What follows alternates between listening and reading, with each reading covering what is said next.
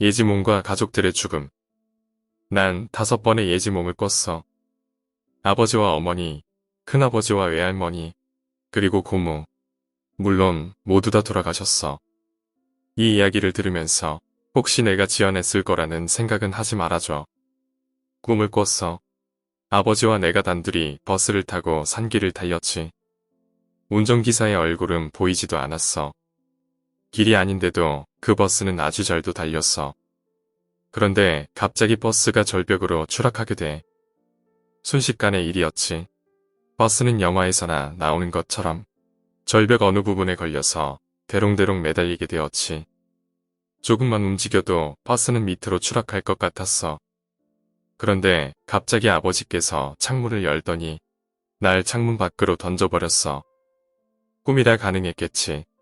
다행히 떨어진 곳이 솔잎이 많은 소나무 꼭대기였는데 바로 내 눈가를 스치며 버스는 추락했어. 그리고 그 운전기사와 눈이 스치듯 마주쳤어. 새까만 머리카락에 눈이 대부분 가려져 볼 수 없었지만 이상하게 가려진 머리카락 사이에서 나는 느낄 수 있었어. 소나무에 걸린 내가 아깝다는 식으로 말이야.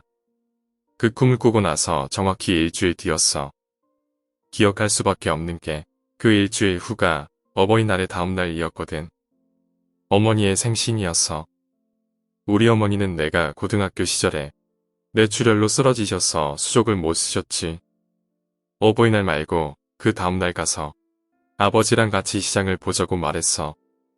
아버지는 흔쾌히 그러자고 했고 그날을 기다렸지. 그런데 뜬금없이 내게 일이 생겼어. 수업을 듣게 된 거야. 그리고 아버지가 혼자 시장에 가셨을 그 시간에 계속 전화가 왔어. 그땐 발신자 표시를 볼 수 없었거든. 수업 중이라 받지 않았어. 그런데 자꾸 전화가 와서 받게 됐지. 아버지께서 교통사고를 당하셨대. 그 자리에서 돌아가셨다는 말을 듣게 돼. 하늘이 무너지는 줄 알았어. 그리고 현장에 도착했는데 형체를 알아볼 수 없는 오토바이의 잔해들과 어머니를 위해 장을 봐오신 흔적들이 여기저기 흩어져 있었어. 그날 어머니는 날이 새도록 아버지를 기다렸어. 동네 할머니께 어머니를 맡겨두고 난 아버지의 장례식을 치렀어. 뇌수술을 받으면서 어린아이의 정신연령이 돼버린 어머니는 오토바이를 끌고 장 보러 다녀오겠다며 나가셨던 대문만 밤새도록 바라보셨다고 해. 장례를 끝내고 돌아오는데 등골이 서늘해졌어. 일주일 전에 꿨던 꿈도 생각이 났고 그날 수업이 없었다면 아버지와 함께 그 오토바이를 타고 장을 보러 갔을 텐데 라는 생각을 하니 무서워졌어. 그리고 그날부터야 가위에 눌리게 돼. 지금까지도 눌려. 아버지가 돌아가신 지 한 달도 안 됐을 거야. 너무너무 힘들었어. 그러다가 낮에 지쳐서 잠이 들었는데 처음 경험하는 이상한 것들을 느끼고 듣게 돼. 바로 가위였지. 어디선가 부시럭대는 소리와 함께 이명이 들리기 시작했어. 수많은 사람들이 소곤대는 소리였어. 내 뒷가에 대고 자꾸 소곤소곤 거렸어. 입김도 느껴졌어. 내 몸을 더듬는 느낌도 나고. 그런데 그 소곤소곤 거리는 소리 중에 귀에 익은 목소리가 들렸어. 일어나, 빨리 일어나 라는 소리였는데 기억이 나지 않았어. 이 목소리가 도대체 누구지? 자꾸 생각하다 보니 바로 아버지의 목소리야. 아버지는 자꾸 나보고 일어나라고 했어. 난 일어나고 싶었지만 정말 일어날 수가 없더군. 눈을 떠서 아버지의 목소리가 나는 쪽을 보고 싶었지만 눈이 떠지지 않았어. 계속 아버지의 목소리와 더 커지는 소근거림만 들릴 뿐. 그런데 갑자기 누가 내 뺨을 때렸어. 그리고 나는 눈을 뜨고 가위에서 풀려나게 됐어. 나는 알아. 그분이 아버지였을 거라고 생각해. 그렇게 믿고 싶고 믿고 있어. 그리고 난 또 어느 날 꿈을 꾸게 돼. 우리 집은 아주 깡촌이거든. 우리 집 바로 앞에 오리포라는 시내까지만 강가처럼 넓은 물이 흐르는 공간이 있었어. 그런데 그 오리포라는 시내가의 안개가 자욱해. 그리고 대문 앞에서 바라볼 때 부모와 큰아버지 그리고 잘 모르는 분들 몇 분이 줄을 지어 서 계시면서 자꾸 어딘가를 뚫어지게 바라보셔. 그 시선을 따라가 보니 안개자욱한 그곳에서 나무로 엮어 만든 나룻배 한 척이 안개를 뚫고 나오고 있었어. 난 뭔가 하고 달려가게 됐지. 그 배 위엔 세 사람이 타고 있었는데 단발머리를 하고 까만 옷을 입은 여자분과 검정 양복을 입은 40대 후반으로 보이시는 말끔한 남자분. 그리고 아버지가 검정 양복을 차려입고 서 계시는 거야. 난 너무 놀라서 그냥 아버지를 볼 수 있다는 그 기쁨만으로 아버지께 달려갔는데 아버지는 들은 척도 안 하시고 차례대로 어른들을 태우셨지. 그런데 고모가 제일 앞에 계셨는데 고모는 태우지 않고 큰아버지와 모르는 아저씨들을 태우시고 그냥 가버렸어. 그리고 꿈에서 깼지. 무서웠어. 가만 생각해보니 그 단발머리 여자 전에도 본 것 같았어. 맞아. 꿈에서 아버지와 같이 탔던 버스 기사였어. 시간이 흘러 그 꿈을 꾼 지 한 달 정도 지났어. 볼 일이 있어서 찾아간 큰 집에 아무도 계시지 않았어. 큰아버지께서 입원을 하셨대. 알고 보니 췌장암이라셨어. 말기라 오래 못 사신다고 그러셨대. 그렇게 큰아버지도 암을 발견하고 6개월 만에 돌아가셨어. 그런 예지몽을 꾸고 현실로 닥칠 때마다 난 가위에 더 많이 눌렸어. 어느 날은 낮잠을 자는데 안방에서 자고 있었거든. 꿈을 꿨는데 내가 단발머리를 한 여자와 이유도 없이 싸웠어. 머리채를 붙잡고 이년저년하면서 싸웠던 것 같아. 그리고 잠에서 깨고 주위를 살피다가 또다시 잠들었는데 이번엔 가위에 눌리는 거야. 눈을 살며시 떴어. 안방에 화장실이 하나 더 있었거든. 그런데 그 안방 화장실 앞에서 머리가 헝클어진 채로 검정 옷을 입은 여자가 다리를 접고 두 손으로 다리를 감싼 후에 머리를 쳐박고 있는 거야. 누굴까 하고 계속 쳐다보는데 그 여자가 갑자기 고개를 확 쳐들었어. 꿈에서 싸웠던 그 여자야. 그 여자는 갑자기 일어서더니 내 옆에서 자고 있던 어머니 곁으로 오는 거야. 가위에 눌려본 사람들은 알겠지만 움직일 수 없잖아. 움직이면 더 조여오고 정말 어머니에게 해코지라도 할까봐 발악을 했어. 그 여잔 서서히 어머니 곁으로 오더니 어머니의 머리를 쓰다듬고 날 쳐다보며 비웃듯이 한번 웃더니 사라졌어. 그 뒤로 난 어머니가 어떻게 될까봐 노심초사했어. 그 여자가 나오고 그런 꿈을 꾸면 항상 가족 중에 한 분이 돌아가셨으니까 다행히 어머니껜 아무 일도 일어나지 않았지. 그렇게 1년이 지나고 가위는 눌리고 있었지만 가위에 익숙해진 그 시기에 또 한 번의 꿈을 꾸게 돼. 87살이 되셨던 외할머니의 생신잔치에 놀러가는 꿈이었어. 그런데 주인공이신 할머니께서 방 안에서 나오시지 않고 손님들을 기다리게 했어. 사람들은 수근거렸고 외삼촌은 할머니를 모시러 가겠다며 할머니 방문을 열었는데 거기에 이상한 사람들이 할머니를 업고 춤을 추고 계셨지. 사람들이 너무 많아서 기억도 나질 않아.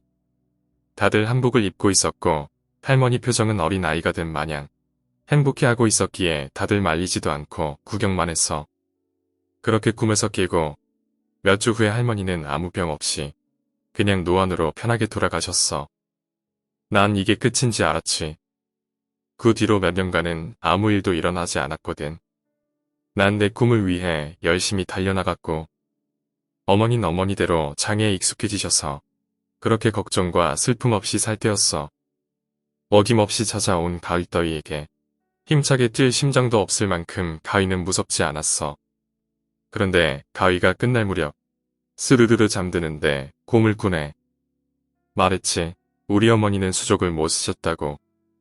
일상생활에서도 어머니를 휠체어에 태우고 물리치료를 자주 다녔었는데 꿈에서도 똑같이 어머니를 물리치료실에 데려다주는 꿈이었어. 그런데 물리치료실에 도착하니 어머니께서 갑자기 화를 내셔.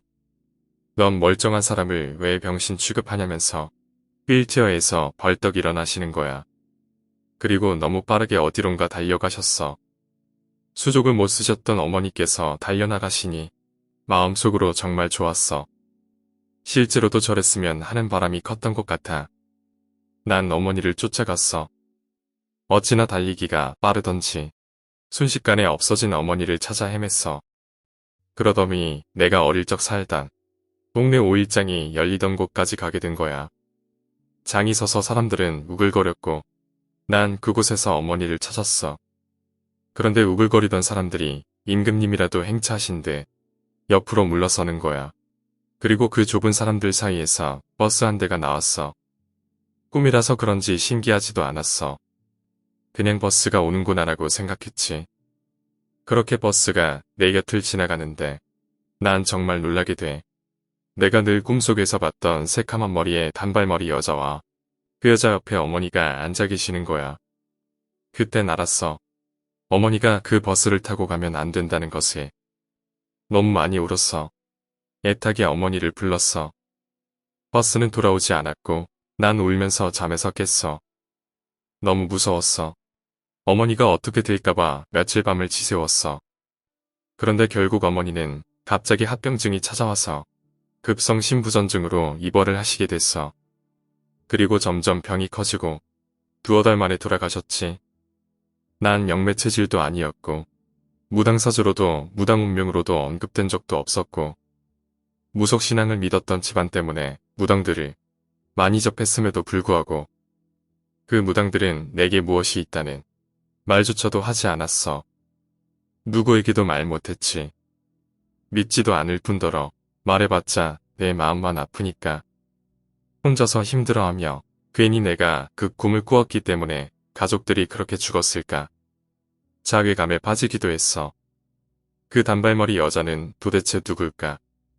도대체 누군데 자꾸 내 꿈에 나타나서 괴롭히는 것일까? 의문점이 한두 가지가 아니었으나 사는 게 바빴고 슬픔에서 빨리 헤어나와야 한다는 생각에 이를 가리지 않고 닥치는 대로 했던 때라서 서서히 잊으면서 하루하루를 보냈어. 그러던 중에 또 하나의 꿈을 꾸게 돼.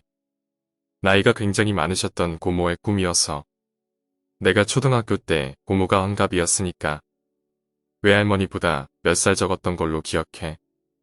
아무튼 고급 승용차가 고모 집 앞에 서 있었어. 멋진 양복을 입으신 기사 아저씨와 차문을 잡고 계시는 중년의 아저씨도 계셨어. 그리고 고모 집에서 고모가 커다란 보따리를 들고 나오셨지. 난 그게 뭐냐면서 한번 보자고 눈치 없이 꿈속에서 말했어. 그랬더니 고모가 이런 건 네가 만지는 게 아니라면서 저 사람들이 배고플 것 같아서 먹을 것을 싸웠다고 그러셨지. 난 역시 우리 고모는 인정이 많구나라고 생각하고 그렇게 고모를 보내드렸어. 그 남자분들은 고모를 정말 여왕 대접하듯 차에 태웠고 그 고급 승용차는 어디론가 떠났지. 그리고 고모 역시 노안으로 돌아가시게 됐어. 난 내가 무서웠어. 언제까지 이런 꿈을 꿔야 할지. 왜 죄책감에 사로잡혀서 살아야 하는지. 벗어나고 싶었지. 그러다 직업상 무속인을 인터뷰하게 됐어. 공적인 일들을 다 마치고 차를 마시는데 그분이 말씀하셨어. 아가씨는 생명이 위태위태하면서도 즐기다고. 지켜주는 것들도 많은데 데려가려고 하는 것들도 많다고. 그래서 주절주절 그동안 있었던 꿈 이야기들을 넋두리식으로 말하게 됐어. 그리고 말씀해 주셨어. 그 단발머리를 하고 있었던 여자가 날 지켜주는 신이었다고. 죽을 사람은 언제든지 죽기 마련이라고. 꿈을 꾸고 아버지와 큰아버지 그리고 어머니가 그렇게 되신 것도 어쩔 수 없는 세상의 이치였고 할머니와 고모께서 그렇게 편하게 가신 것도 다 내 덕이라면서 이야기해 주셨지. 그리고 잘 생각해봤어. 잘 생각해보니 그 여자 말이야. 날 괴롭히려고 나타난 게 아니고 내가 힘들어서 주저앉으려고 할 때 자꾸 나타나서 정신이 번쩍 나게 하는 괴롭힘을 주는 것 같아. 사실 요새도 몇 번 그 여자를 봤거든. 오늘 이야기는 여기까지입니다. 오늘 이야기가 재미있으셨다면 구독과 좋아요, 댓글 부탁드립니다. 댓글은 저에게 큰 힘이 됩니다. 감사합니다.